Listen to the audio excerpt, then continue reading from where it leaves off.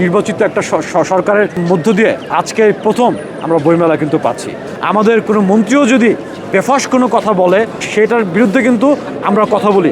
আপনার যে কোনো দায়িত্বশীল জায়গা থেকে আরও বেশি দায়িত্বশীল কথা আমরা কিন্তু জনগণ আশা করি।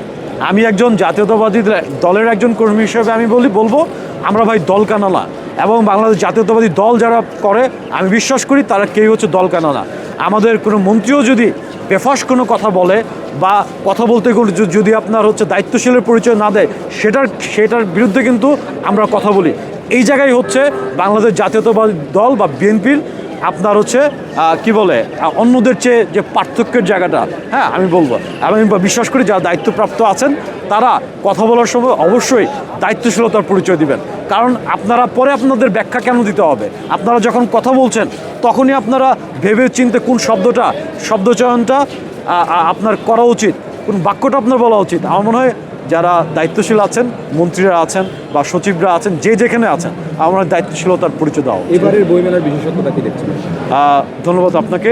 এবারের বইমেলার বিশেষত্বটা আমরা দেখছি যে এখানে 17 বছর যে ফ্যাসিজম ছিল, ফ্যাসিজম মুক্ত এবং আপনার গণতান্ত্রিকভাবে নির্বাচিত একটা সরকারের মধ্য দিয়ে আজকে প্রথম আমরা বইমেলা কিন্তু পাচ্ছি।